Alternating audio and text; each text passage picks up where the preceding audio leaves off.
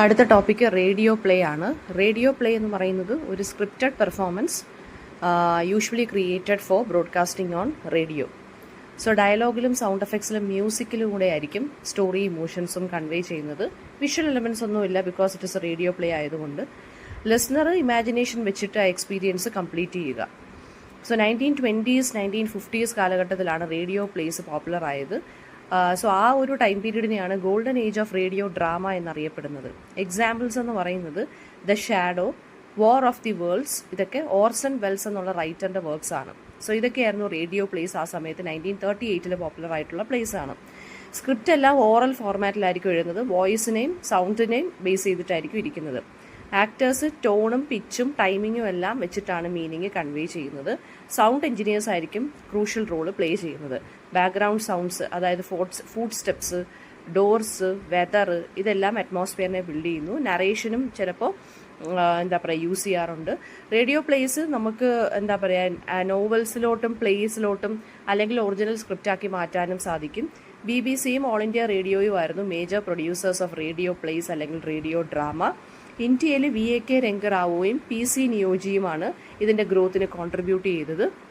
Mystery, comedy, horror, adventure, drama, ഇതെല്ലാം ഇതിനകത്ത് ഉൾപ്പെടുന്ന ജോണേഴ്സ് ആണ്.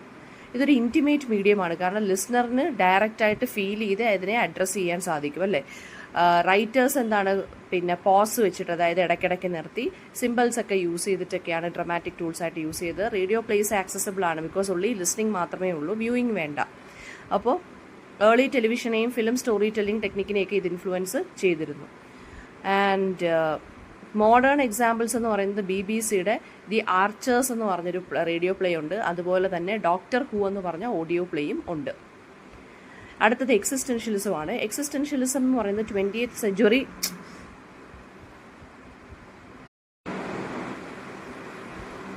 സെഞ്ചുറി ഫിലോസഫിക്കൽ മൂവ്മെന്റ് ആണ് എക്സിസ്റ്റൻഷ്യലിസം. ഹ്യൂമൻ എക്സിസ്റ്റൻസിനെയും ഫ്രീഡത്തിനെയും പേഴ്സണൽ ചോയ്സിനും ഫോക്കസ് കൊടുക്കുന്നതാണ് എക്സിസ്റ്റൻഷ്യലിസം. യൂറോപ്പിൽ വേൾഡ് വാർ 2 ശേഷമാണ് ഇത് എമേർജ് ചെയ്തത്. ബിക്കോസ് ആ വേൾഡ് വാർ 2 എന്ന് പറയുമ്പോൾ എന്താണ്, full of confusion, chaos and ഒരു മീനിങ്ലെസ്നെസ് ആണ്. സോ മേജർ ഫിലോസഫേഴ്സ് എന്ന് പറയുന്നത് ഇതിനകത്ത് വരുന്നത് ആൽബർട്ട് ക്യാമു വരുന്നുണ്ട്, മാർട്ടിൻ ഹൈഡ്ഗർ, അതുപോലെ തന്നെ സൈമൺ ടി ബീവർ, പിന്നെ ജീൻ പോൾ സട്രെ. സോ എക്സിസ്റ്റൻസിനാണ് ഇമ്പോർട്ടൻസ് കൊടുക്കുന്നത്, അല്ലാതെ എസെൻസിനല്ല എന്നുള്ള ആർഗ്യുമെൻ്റ് ആണ് ഇത് പുട്ട് ഫോർവേഡ് ചെയ്യുന്നത്. ഹ്യൂമൻ ബീങ്സ് എന്ന് പറയുന്നത് അവരുടെ ആക്ഷൻസിലൂടെയാണ് പ്രൂവ് ചെയ്യേണ്ടത് അല്ലെങ്കിൽ ഡിഫൈൻ ചെയ്യേണ്ടത്. വേൾഡിന് ഒരു ഇൻഹെറൻറ്റ് മീനിങ്ങും ഇല്ല. സോ ഇൻഡിവിജ്വൽസ് വേണം അവരുടെ പേർപ്പസ് ക്രിയേറ്റ് ചെയ്യാൻ. Central ideas freedom, responsibility, alienation ഒക്കെയാണ്. ഇതിനകത്തും അബ്സർഡിറ്റി ഒക്കെ വരുന്നുണ്ട്. ഫ്രീഡം എന്ന് പറയുന്നത് both gift and A burden ആണ് എന്നാണ് സാട്രെ പറഞ്ഞിരിക്കുന്നത്. എക്സിസ്റ്റൻഷ്യൽ ആൻസൈറ്റി എന്ന് പറയുന്നത് എന്താണ്, നമ്മുടെ ചോയ്സസിലൂടെയാണ് നമ്മൾ നമ്മുടെ ബീയിങ് അല്ലെങ്കിൽ നമ്മുടെ എക്സിസ്റ്റൻസ് ഡിഫൈൻ ചെയ്യേണ്ടത്. ഒരു ഡിവൈൻ പ്ലാനും ഇല്ല. മാൻ ഒറ്റയ്ക്കാണ് ഈ ഇൻഡിഫറൻ്റ് ആയിട്ടുള്ള യൂണിവേഴ്സിൽ.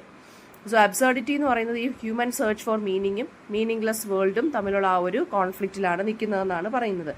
ആൽബർട്ട് ക്യാമു ആണ് ഈ ഒരു കോൺഫ്ലിക്റ്റിനെ ദി അബ്സേർഡ് എന്ന് ദ മിത്ത് ഓഫ് സിസിഫസ് എന്നുള്ള വർക്കിനകത്ത് പറഞ്ഞിരിക്കുന്നത്.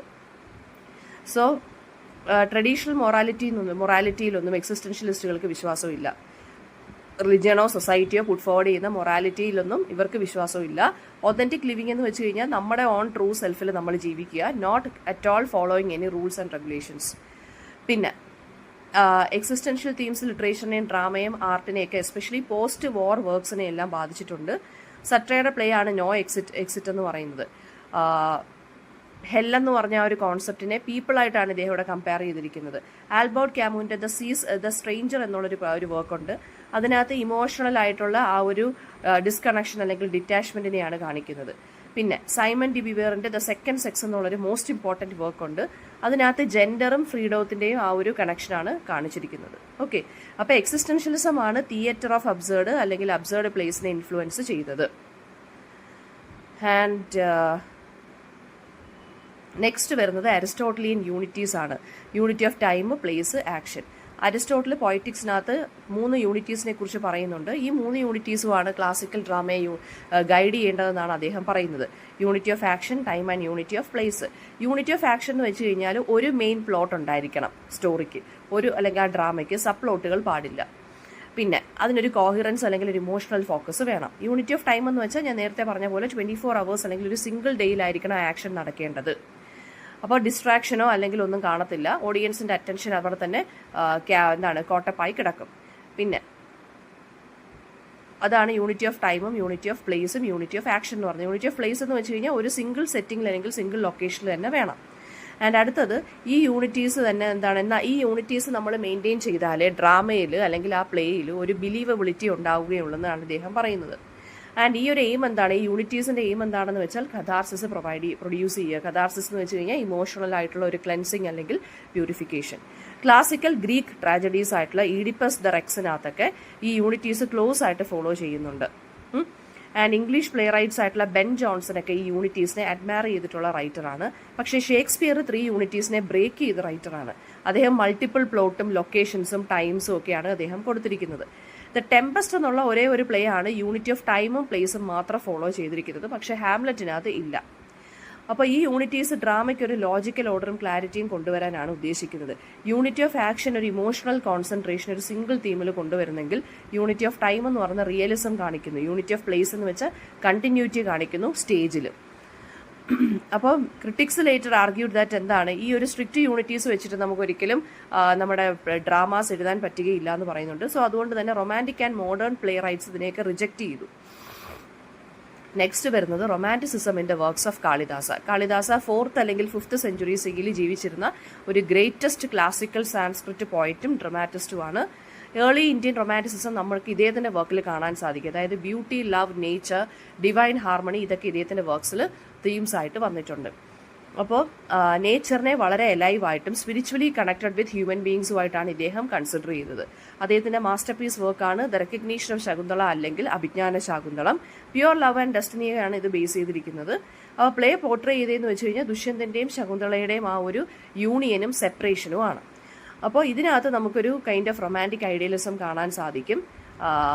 മെമ്മറി, ലോങ്ങിങ് ഇതൊക്കെയാണ് ഇതിനകത്ത് വേറെ വരുന്ന തീംസ് അല്ലെങ്കിൽ എലമെന്റ്സ് എന്ന് പറയുന്നത്. അടുത്ത അദ്ദേഹത്തിൻ്റെ വർക്കാണ് മേഘദൂത. അതിനെ വിളിക്കുന്ന പേര് English translation the cloud Messenger എന്നാണ്.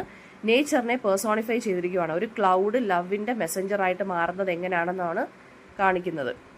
ലാൻഡ്സ്കേപ്പിനെ അദ്ദേഹം വളരെ ടെൻഡറായിട്ടും അതായത് വളരെ സോഫ്റ്റ് ആൻഡ് ഡെലിക്കേറ്റ് ആയിട്ടും ഈ കുറച്ച് മെലങ്കോളിക്കായിട്ടും കുറച്ച് സാഡ് ടോണിലുമാണ് ഈ ഒരു വർക്കിനകത്ത് കാണിച്ചു പോയേക്കുന്നത്. കാളിദാസന്റെ ഹീറോയിൻസ് എസ്പെഷ്യലി ശകുന്തള എന്ന് പറയുന്ന വളരെ ഗ്രേസ്ഫുൾ ആയിട്ടുള്ള ചേസ്റ്റ് ആയിട്ടുള്ള അല്ലെങ്കിൽ ഇമോഷണലി വളരെ റിഫൈൻഡ് ആയിട്ടുള്ള ഹീറോയിൻസ് ആണ് അദ്ദേഹത്തിനുള്ളത്. ലവ് അല്ലെങ്കിൽ ശൃംഗാര രസമാണ് ഇദ്ദേഹത്തിന്റെ വർക്ക്സിൽ സെൻട്രൽ ഇമോഷൻ എന്ന് പറയുന്നത്.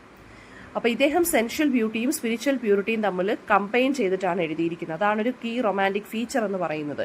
റെയിൻ, പിന്നെ അതുപോലെ തന്നെ ഈവനിങ്സ്, ഫ്ലവേഴ്സ്, റിവേഴ്സ് ഇതിനെയൊക്കെ സെലിബ്രേറ്റ് ചെയ്തിരുന്നു അദ്ദേഹം. ഹ്യൂമൻ ഇമോഷൻസും നേച്ചറിൻ്റെ ആ ഒരു ഇതുമായിട്ടും അദ്ദേഹം കമ്പൈൻ ചെയ്തും എഴുതിയിട്ടുണ്ട്. ഓക്കെ, മാനും നേച്ചറും തമ്മിലുള്ളൊരു ഹാർമണിയാണ് അദ്ദേഹം ക്രിയേറ്റ് ചെയ്യാൻ ശ്രമിച്ചിട്ടുള്ളത്. രഘുവംശ എന്ന് പറയുന്നൊരു വർക്കിനകത്ത് അദ്ദേഹം ഹീറോയിക് ലവും മോറൽ വാല്യൂസുമാണ് പിന്നെന്താണ് യൂസ് ചെയ്തിട്ടുള്ളത്. പിന്നെ റൊമാൻറ്റിസിസം അദ്ദേഹത്തിൻ്റെ വർക്ക്സിനകത്ത് ബ്യൂട്ടിയെ വേർഡ്സിലും നേച്ചറിലും ക്യാരക്ടേഴ്സിലും കാണിച്ചിരിക്കുന്നു. വിമനെ ഒരു ഒബ്ജക്ട്സ് ഓഫ് ലവ് ആയിട്ടല്ല ഡിവോഷനും വിർച്വസും ആയിട്ടുള്ള എംബോഡിമെന്റ്സ് ആയിട്ടാണ് ഇദ്ദേഹം കാണിച്ചിരിക്കുന്നത് കേട്ടോ. നെക്സ്റ്റ് വരുന്നത് എലിസബീതൻ തിയേറ്റർ. നമ്മൾ നേരത്തെ പറഞ്ഞു എലിസബീതൻ തിയേറ്റർ ഗ്ലോബ് എന്ന് ചോദിച്ചാലും ഗ്ലോബ് തിയേറ്ററിനെ കുറിച്ച് ചോദിച്ചാൽ എലിസബീതൻ തിയേറ്റർ എഴുതുന്നത് നല്ലതായിരിക്കും. എലിസബീതൻ തിയേറ്റർ എന്ന് വെച്ചാൽ 1558 തൊട്ട് 1603 വരെയുള്ള ക്യൂൻ എലിസബത്ത് ഫസ്റ്റിൻ്റെ റൂളിനെയാണ്, ആ ഒരു പീരീഡിനെയാണ് എലിസബീതൻ തിയേറ്റർ. എലിസബത്തൻ തിയേറ്ററിൽ ആ സമയത്ത് golden age of English drama എന്നാണ് പറയുന്നത്. ഗ്ലോബ് ഉണ്ടായിരുന്നു, റോസ് എന്നുള്ള തിയേറ്റർ, ദ സ്വാൻ എന്നുള്ള തിയേറ്ററൊക്കെ ലണ്ടനിലെ പെർമനന്റ് തിയേറ്റേഴ്സ് ആയിരുന്നു. William Shakespeare, Christopher Marlowe, Ben Jonson, Thomas കിഡൊക്കെ ആയിരുന്നു പ്ലേ റൈറ്റ്സ് ആ സമയത്ത്. പ്ലേസ് എന്ന് പറയുന്നത് ബോത്ത് നോബിൾസിനും കോമണേഴ്സിനും എൻജോയ് ചെയ്യാൻ പറ്റുന്ന ഒരു ട്രൂലി പോപ്പുലർ ആർട്ട് ഫോമായി മാറിയിരുന്നു. തിയേറ്റേഴ്സ് ഓപ്പൺ എയർ ആയിരുന്നു, സർക്കുലർ ആയിരുന്നു, വുഡൻ ട്രസ്റ്റ് സ്റ്റേജസ് ആയിരുന്നു. ആക്ടേഴ്സ് ഡേ ലൈറ്റിലായിരുന്നു പെർഫോം ചെയ്തിരുന്നത്. ഇലാബറേറ്റ് ആയിട്ടുള്ള സീനറി ഒന്നുമില്ല. കോസ്റ്റ്യൂംസ് ലാവിഷ് ആയിരുന്നു. Women were not allowed on stage. ആണുങ്ങൾ തന്നെയാണ് ഫീമെയിൽ റോൾസ് പ്ലേ ചെയ്തിരുന്നത്. ലാംഗ്വേജിനെയും മ്യൂസിക്കിനെയും പെർഫോമൻസിനെയും ഒക്കെ ബേസ് ചെയ്തിട്ടിരുന്നു ഇവരുടെ ആക്ടിംഗ് എന്ന് പറയുന്നത്. ട്രാജഡി, കോമഡി, ഹിസ്റ്ററി പ്ലേസ് ഉണ്ടായിരുന്നു. ക്ലാസിക്കൽ റൂൾസ് എല്ലാം ബ്രേക്ക് ചെയ്തുകൊണ്ടുള്ളതായിരുന്നു. മാർലോയുടെ ഡോക്ടർ ഫോസ്റ്റേഴ്സ്, ഷേക്സ്പിയറിന്റെ Hamlet and King Lear, Ben ജോൺസന്റെ ദ ആൽക്കമിസ്റ്റ് ഒക്കെ ആയിരുന്നു ഇമ്പോർട്ടൻ്റ് ആയിട്ടുള്ള പ്ലേസ്. റിനസൻസ് ഹ്യൂമനിസവും ഇൻഡിവിജ്വൽസിന് അല്ലെങ്കിൽ ഇൻഡിവിജ്വാലിറ്റി അല്ലെങ്കിൽ എക്സ്പ്ലോറേഷൻ ഓഫ് ഇൻഡിവിജ്വൽസിനൊക്കെ ആയിരുന്നു ഇമ്പോർട്ടൻസ് കൊടുത്തിരുന്നത്. ആൻഡ് ക്ലാസിക്കൽ മോഡൽസിനും ബേസ് ചെയ്ത് ഒരുപാട് പ്ലേസ് ഇറങ്ങിയിട്ടുണ്ടായിരുന്നു. സ്റ്റേജിൽ ഫ്യൂ പ്രോപ്പർട്ടീസേ യൂസ് ചെയ്തിട്ടുള്ളൂ. ഇമാജിനേഷൻ ആയിരുന്നു, ഓഡിയൻസിന് ഇമാജിനേഷൻ ആയിരുന്നു ഇമ്പോർട്ടൻസ് കൊടുത്തിരുന്നത്. ആക്ടേഴ്സ് എന്ന് പറയുന്നത് part of so many acting companies, അതായത് ലോർഡ് ചേംബർലൻസ്മെൻ അല്ലെങ്കിൽ അഡ്മിറൽസ്മെൻ എന്നും പറഞ്ഞൊക്കെ ഒരുപാട് ആക്ടിംഗ് കമ്പനീസ് ഉണ്ടായിരുന്നു. Love, power, politics, revenge and fate ആയിരുന്നു പ്ലേസ് ഡീൽ ചെയ്തിരുന്നത്. പ്യൂരിറ്റൻസ് ലേറ്റർ 1642 ക്ലോസ് ചെയ്തു തിയേറ്റേഴ്സ്. നെക്സ്റ്റ് ഗ്രീക്ക് കോമഡീസ് ആണ്. ഗ്രീക്ക് കോമഡി ഡെവലപ്പ് ചെയ്ത് ഏൻഷ്യൻ്റ് ഏതൻസിലാണ് 5th century BCE. പിന്നെ ട്രാജഡി ഉണ്ടായിരുന്നു, ഹ്യൂമർ ഉണ്ടായിരുന്നു, സറ്റയർ ഉണ്ടായിരുന്നു, പിന്നെ സോഷ്യൽ കമന്ററി ഉണ്ടായിരുന്നു. 3 phases ആയിരുന്നു ഉണ്ടായിരുന്നത് ഗ്രീക്ക് കോമഡീസിന്: old comedy, middle comedy, new comedy. Old comedy develop ചെയ്തിരുന്നത് അരിസ്റ്റോഫനസ് ആയിരുന്നു. അരിസ്റ്റോഫനസിന്റെ പ്ലേ എന്ന് പറയുന്നത് the birds, the frogs, the clouds, ഇതെല്ലാം പൊളിറ്റിക്സിനെയും ഫിലോസഫേഴ്സിനെയും കളിയാക്കുന്ന പ്ലേസ് ആയിരുന്നു. ഓൾഡ് കോമഡിക്കകത്ത് കോറസ് ഉണ്ടായിരുന്നു, ഫാന്റസി ഉണ്ടായിരുന്നു, പിന്നെ പബ്ലിക് ഫിഗറിനെ എല്ലാം സറ്ററൈസ് ചെയ്തിട്ട് വളരെ ബോൾഡായിട്ടായിരുന്നു പ്രസന്റ് ചെയ്തിരുന്നത്. മിഡിൽ കോമഡി എന്ന് വെച്ച് കഴിഞ്ഞാൽ പൊളിറ്റിക്കൽ സറ്റയർ കുറഞ്ഞു, മിത്തോളജിക്കൽ പാരഡി ആയിട്ട് കൂടുതൽ മാറി. പിന്നെ ന്യൂ കോമഡി എന്ന് വെച്ച് കഴിഞ്ഞാൽ ഡൊമസ്റ്റിക് ആൻഡ് റൊമാൻറ്റിക് തീംസ് ആയിരുന്നു യൂസ് ചെയ്തിരുന്നത്. പ്ലേ റൈറ്റ്സ് ആയിട്ടുള്ള മെനാൻഡർ എന്ന് പറയുന്ന ആളൊക്കെ പ്ലേ റൈറ്റ്സ് ഒക്കെ എന്താ പറയുക, എവരുടെ ലൈഫിനെയൊക്കെ ആയിരുന്നു ഫോക്കസ് ചെയ്തിരുന്നത്. Mistaken identities, love, clever, slaves, ഇതൊക്കെയായിരുന്നു പ്ലോട്ടിൽ വരുന്നത്. കോറസിൽ ന്യൂ കോമഡിയിൽ ലെസ് ഇമ്പോർട്ടൻ്റ് ആയിട്ട് മാറി. ന്യൂ കോമഡി പിന്നീട് റോമൻ പ്ലേ റൈറ്റ്സിനെയൊക്കെ ഇൻഫ്ലുവൻസ് ചെയ്തു. സ്റ്റോക്ക് ക്യാരക്ടേഴ്സ് ഒരുപാടുണ്ടായിരുന്നു. സ്റ്റോക്ക് ക്യാരക്ടേഴ്സ് എന്ന് വെച്ച് കഴിഞ്ഞാൽ the miser, the young lover, ഒരു പാരസൈറ്റിക്കൽ ക്യാരക്ടർ, ഇതൊക്കെ വരുമായിരുന്നു. ഗ്രീക്ക് കോമഡിക്കകത്ത് മാസ്കും എക്സാജറേറ്റഡ് കോസ്റ്റ്യൂംസും ഉണ്ടായിരുന്നു. പെർഫോമൻസുകളെല്ലാം ഡയനീഷ്യൻ ഫെസ്റ്റിവൽസിനെ ബേസ് ചെയ്തിട്ടിരിക്കും. ലാംഗ്വേജ് വിറ്റി ആയിരുന്നു, ഒബ്സീൻ ആയിരുന്നു. പിന്നെന്താണ്, അതോറിറ്റേറിയൻ ഫിഗേഴ്സിനെ എല്ലാം റെഡിക്യൂൾ ചെയ്തിരുന്നായിരുന്നു ഇവരുടെ ഒരു പ്രത്യേകത എന്ന് പറയുന്നത്. മാരേജിനെ കുറിച്ചും പൊളിറ്റീഷ്യൻസിന്റെ ആ ഒരു കറപ്ഷനെ കുറിച്ചും ഒക്കെ പറയുന്നു. കോമിക് പ്ലോട്ട്സ് തീരുന്നത് ഹാപ്പിലി വിത്ത് മാരേജ് അല്ലെങ്കിൽ ഒരു റീകൺസിലിയേഷൻ കൊണ്ടാണ്. നെക്സ്റ്റ് നാട്യശാസ്ത്രമാണ്. നാട്യശാസ്ത്ര എന്ന് പറയുന്നത് ഏൻഷ്യന്റ് ഇന്ത്യൻ വർക്ക് ഓൺ ഡ്രാമയാണ്, അല്ലെങ്കിൽ ഡാൻസ് ആൻഡ് മ്യൂസിക് ആണ്. ഭരതമുനിയാണിത് കമ്പൈൽ ചെയ്തിരിക്കുന്നത്. Composed between 200 BCE and 200 CE. പിന്നെ ടെക്സ്റ്റിനകത്ത് 36 ചാപ്റ്റേഴ്സും 6,000 വേഴ്സസും ഉണ്ട്. ഡ്രാമയെ അല്ലെങ്കിൽ നാട്യത്തിനെ ഡിഫൈൻ ചെയ്യുന്നു. എല്ലാ ആർട്സിന്റെയും സിന്തസിസ് ആയിട്ടാണ് ഡിഫൈൻ ചെയ്തിരിക്കുന്നത്. ആൻഡ് ഒരു ക്ലാസിക്കൽ ഇന്ത്യൻ തിയേറ്ററിന്റെ ഫൗണ്ടേഷനാണിത്. രസ തിയറിയെയും അല്ലെങ്കിൽ ഭാവത്തിനെയും അതായത് എക്സ്പ്രഷനെയും ബേസ് ചെയ്തിട്ടാണ് ഇതിനകത്ത് തിയറീസ് എല്ലാം പെർഫോം ചെയ്തിരിക്കുന്നത്. 10 types ഓഫ് ഡ്രാമയുണ്ടെന്നാണ് പറയുന്ന രൂപകാസ്. പിന്നെന്താണ്, 5 സന്ധീസ് ഉണ്ട്, സ്ട്രക്ചറൽ ഡിവിഷൻസ് ഉണ്ടെന്ന് പറയുന്നു, സിമിലർ ടു ആക്ട്. പിന്നെ വരുന്നതെന്ന് വെച്ച് കഴിഞ്ഞാൽ സ്റ്റേജ് ഡിസൈനെ കുറിച്ചും കോസ്റ്റ്യൂംസിനെ കുറിച്ചും പ്രോപ്പർട്ടീസിനെ കുറിച്ചും ജസ്റ്റേഴ്സിനെ കുറിച്ചും ഒക്കെ പറയുന്നുണ്ട് ഇദ്ദേഹം ഡീറ്റെയിൽഡ് ആയിട്ട്. പിന്നെ അഭിനയ അതിനുള്ളത് ആർട്ട് ഓഫ് എക്സ്പ്രഷൻ ആണെന്ന് അദ്ദേഹം പറയുന്നു. ബോഡിയിലൂടെയും സ്പീച്ചിലൂടെയും കോസ്റ്റ്യൂമിലൂടെയും ഇമോഷനിലൂടെയും നമുക്ക് അതിനെ ഡിഫൈൻ ചെയ്യാൻ സാധിക്കുന്നു. ആൻഡ് തിയേറ്ററിനെ ഒരു ഹ്യൂമൻ ലൈഫിന്റെ മിററായിട്ടാണ് അദ്ദേഹം കൺസിഡർ ചെയ്തത്. മോറൽ ഇൻസ്ട്രക്ഷന് വേണ്ടിയുള്ള ടൂളായിട്ടും അദ്ദേഹം കൺസിഡർ ചെയ്തു.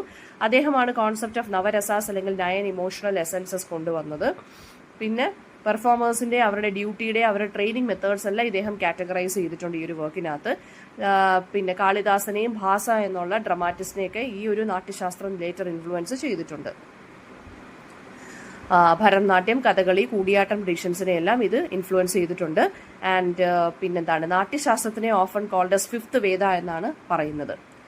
നെക്സ്റ്റ് വരുന്നത് 7 types of makeup in Kathakali. വീണ്ടും റിപ്പീറ്റഡ് ആയിട്ട് വരുന്ന ക്വസ്റ്റ്യൻ ആണിത്. അത് നമ്മൾ നേരത്തെ പറഞ്ഞു. പിന്നെ റേഡിയോ പ്ലേ പറഞ്ഞിട്ടുണ്ട് നമ്മൾ. അടുത്തതെന്ന് വെച്ച് കഴിഞ്ഞാൽ അപ്പോൾ ഇത്രയാണ് ഒരു ക്വസ്റ്റ്യൻ പേപ്പറിലെ ക്വസ്റ്റ്യൻസ്. ഒരു ക്വസ്റ്റ്യൻ പേപ്പറിലെ ക്വസ്റ്റ്യൻസ് ആണ് ഇത്രയെന്ന് പറയുന്നത്. അപ്പോൾ ഇത്രയും ടോപ്പിക്സ് നമ്മൾ ഇത് തന്നെയാണ് റിപ്പീറ്റഡ് ആയിട്ട് പിന്നെയും ക്വസ്റ്റ്യൻ പേപ്പേഴ്സിൽ ചോദിച്ചുകൊണ്ടിരിക്കുന്നത്.